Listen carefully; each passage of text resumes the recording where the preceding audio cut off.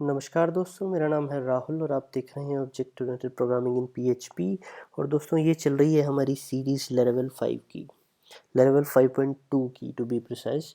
और आज हम लोग क्या देखेंगे? आज हम लोग देखेंगे कि हम अपना जो डायरेक्टरी स्ट्रक्चर है बेसिकली, जो हम लोगों को अभी तक हमने देखा है कि हम लोग जिस फ़ोल्डर में हम लोगों ने इंस्टॉल की थी अपनी एप्लीकेशन L5 हम लोगों ने यहाँ पे नाम रखा था, उस पे जब हम लोग एंटर करते हैं तो हमारे पास डायरेक्टरी का इंडेक्स खुल जाता है। देखिए इंडेक्स ऑफ L5, और उसमें फिर हम लोगों को पब्लिक पे जाके और जब पब्लिक फ़ोल्डर पे हम लोग क्लिक करते हैं तो हमारी जो है एप्लीकेशन इनिशिएट होती है। ठीक है, आज हम लोग देखेंगे कि ये ऐसा क्यों है, ऐसा क्यों होना चाहिए, और अगर ज़रूरत पड़े तो हम ये पब्लिक जो है अपना यूआरएल में से पब्लिक मतलब हमें नहीं जाना पड़े, इसको हम लोग यूआरएल में से रिमूव कैसे कर सकते हैं, यानी कि इस पर नहीं जाना पड़े। और जब हम अपना फोल्डर डायरेक्टरी वाला बेस जिसमें हम लोगों ने एप्लीकेशन इंस्टॉल की है जहाँ पे L5 है, उसको हम लोग खोलें तो ये इंडेक्स ऑफ डायरेक्टरी की बजाय यहाँ पे एप्लीकेशन रन हो जाए। ठीक है, तो पहले हम लोग समझते हैं कि हमारा डायरेक्टरी स्ट्रक्चर ऐसा क्यों है। तो यहाँ मैं आपको बताना चाहूँगा कि जब आप इसमें देखते हो अपने डायरेक्टरी स्ट्रक्चर हम लोगों ने देखा है, तो पहले भी शायद जब मैंने डायरेक्टरी स्ट्रक्चर का वीडियो किया था सेकंड वाला शायद, तो उसमें मैंने बताया था कि हमारा जो ये पब्लिक डायरेक्टरी है इसमें हम वो सारी चीज़ें रखते हैं जो कि पब्लिकली एक्सेसिबल हैं। यानी कि जैसे CSS हो गई, अपनी JS फाइल्स हो गई हमारी, या फिर इमेजेस हो गई। ठीक है, उन सब के अलावा एक हमारी फाइल होती है इसमें index.php, एक index.php होती है। बाकी ये भी हैं robots.txt जो कि सर्च इंजन्स में काम आती है, और फेविकन है जो कि एप्लीकेशन का जो ब्राउज़र में कॉर्नर में इमेज आती है वो है। जो भी है उनकी हमें ज़रूरत नहीं है अभी। यहाँ पे हमारी एक जो मेन एप्लीकेशन फाइल है PHP की, वो है index.php। तो इंडेक्स जैसे कि हम जानते हैं किसी भी एप्लीकेशन का रूट होता है, जो भी एप्लीकेशन रन होती है वो इंडेक्स के थ्रू ही रन होती है। पूरी की पूरी एप्लीकेशन index.php के थ्रू होके जाती है। ठीक है, अगर आपने कोऑर्डिनेटर्स किया है पहले या कोई भी और फ्रेमवर्क किया तो आप ये चीज़ को समझेंगे अच्छे से। ठीक है, ये हमारी इसमें सिर्फ एक फ़ाइल होती है index.php, और हमारी जितनी एप्लीकेशन है बाकी वो सारी इस पब्लिक फोल्डर से बाहर है। तो अब मैं आपको बताता हूँ कि जो हम कोई भी होस्टिंग लेते हैं, लिनक्स होस्टिंग खास तौर पे, जब आप उसमें FTP में लॉगिन करोगे तो उसमें आपको कुछ एक डायरेक्टरीज मिलती हैं, जैसे कि वेब ब्लॉग्स के लिए होती हैं कुछ।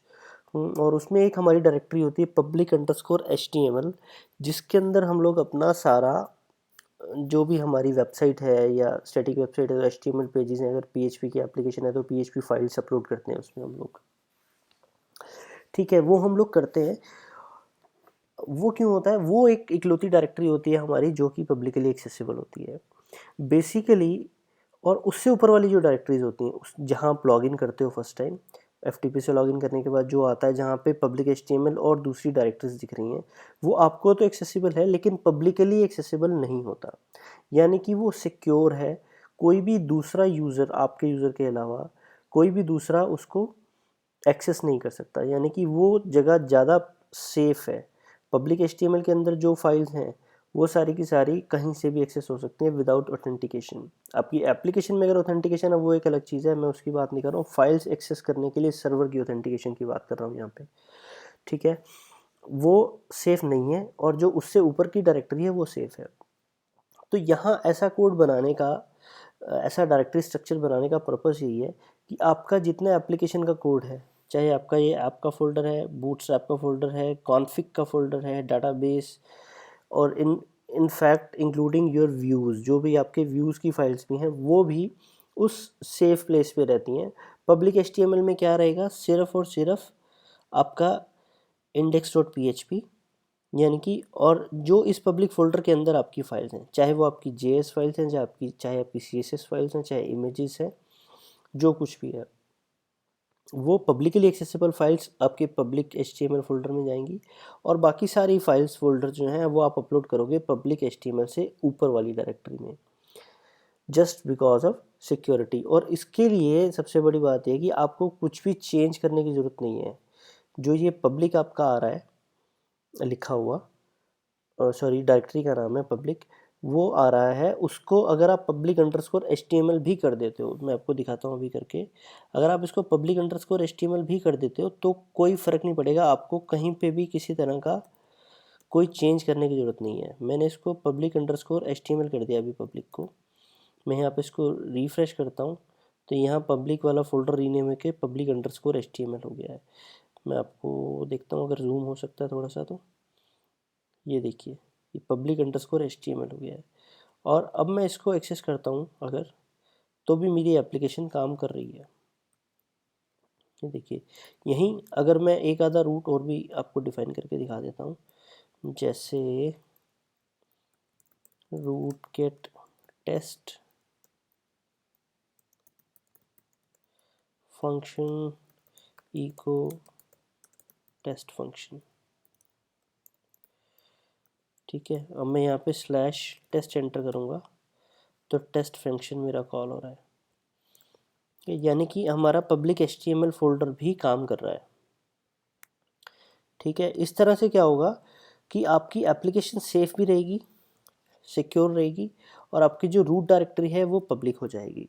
यानी कि जब आप वेबसाइट एक्सेस करोगे तो वहाँ पे आपको ऐसा कोई डायरेक्टरी स्ट्रक्चर देखने को नहीं मिलेगा। वेबसाइट एंटर करोगे तो डायरेक्टली आपकी जो यूआरएल जो पाथ हिट होगा वो पब्लिक HTML होगा और आपकी एप्लीकेशन रन हो जाएगी, ठीक है। ये है बेस्ट वे इसको एज इट इज़ रखने का। जिसने भी जो टेलर ऑटवेल हैं, जिन्होंने जो इसके डेवलपर हैं लेवल फ्रेमवर्क के, उन्होंने जो बनाया है सोच समझ के बनाया है, इसका डायरेक्टरी स्ट्रक्चर ऐसे ही नहीं बना दिया। तो इसको अगर आप ऐसे रख सकते हो तो वो आपके लिए भी अच्छा है, आपकी एप्लीकेशन के लिए।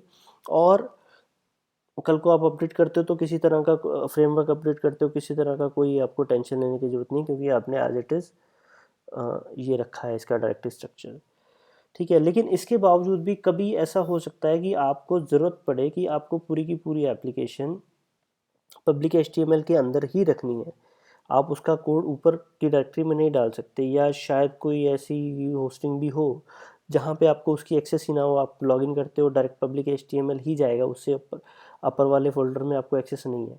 आप ये जब आप लॉगिन करते हो, अगर आप पब्लिक HTML में जा रहे हो, ये मैं आपको बता देता हूँ यहाँ पे, ज़रूरी नहीं है कि आपको ऊपर वाली डायरेक्टरी के एक्सेस नहीं होगा। आप एक बार अपर जो ऊपर जाने के लिए डायरेक्टरी ऊपर करके देखना, वहाँ पे क्लिक करके, अगर वो चला जाएगा तो आपको एक्सेस है, अगर एक्सेस नहीं होगी तो वो जाएगा ही नहीं ऊपर।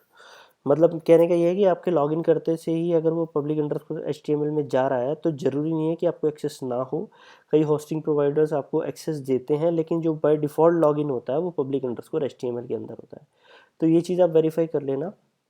उसके बाद अगर आपको उसकी एक्सेस नहीं है, आपको पूरी एप्लीकेशन पब्लिक अंडरस्कोर HTML के अंदर ही रखनी पड़ेगी, तो फिर हमें इसको रीनेम करने की ज़रूरत नहीं है पब्लिक अंडरस्कोर HTML पे। और मैं इसको वापस से कर देता हूँ पब्लिक पे। उस केस में आप इसको कैसे एक्सेस करोगे वो बताता हूँ, ठीक है। ये देखिए मैंने यहाँ पे सॉरी पब्लिक अंडरस्कोर HTML था, फोल्डर रीनेम कर दिया है, तो बैक जाके मुझे रिफ़्रेश करना पड़ेगा पब्लिक पे जाने के लिए।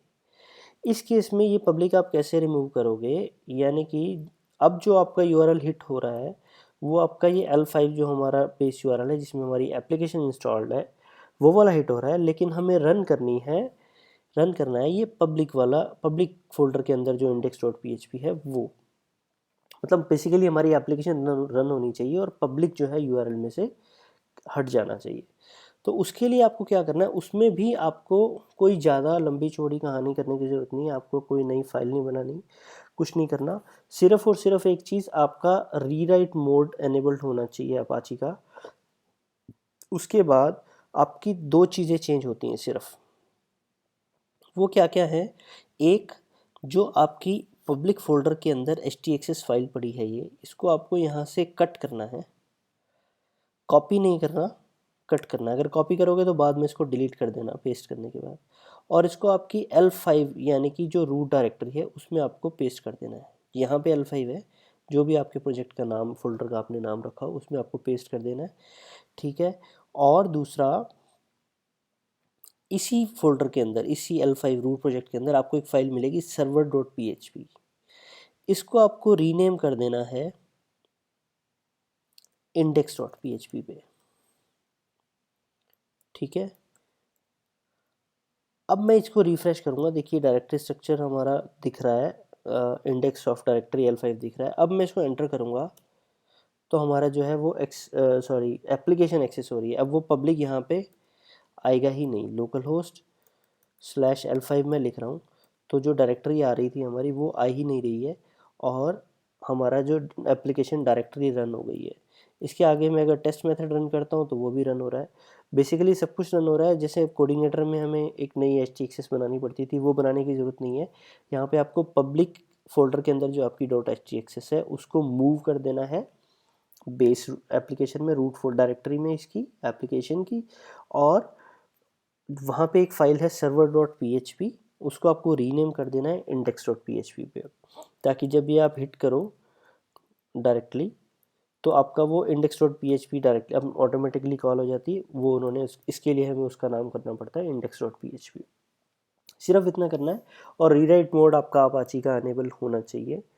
इस चीज़ का आपको ध्यान रखना है। तो काफ़ी इजी है, बट इतना टाइम मैंने इसको दिया ताकि आप समझें कि ऐसा स्ट्रक्चर है तो ऐसा है क्यों।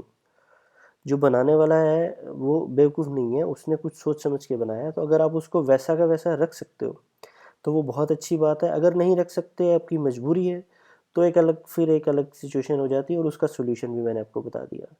ठीक है, तो इस तरह से हम लोग इसको रिमूव करते हैं पब्लिक को आपके यूआरएल में से, अगर ज़रूरत पड़े और अगर ज़रूरत ना पड़े, जैसे भी। ठीक है, और इसको यहीं पे रखते हैं। नेक्स्ट वीडियो में हम लोग देखेंगे, मूव करेंगे अपना डाटाबेस और मॉडल्स वगैरह की तरफ। ठीक है, तो अब फिर वही मेरा रोज़ वाला डायलॉग कि अगर आपको वीडियो पसंद आया तो इसे लाइक ज़रूर करें, कमेंट्स करें, शेयर करें, और नए वीडियोस के लिए सब्सक्राइब करें।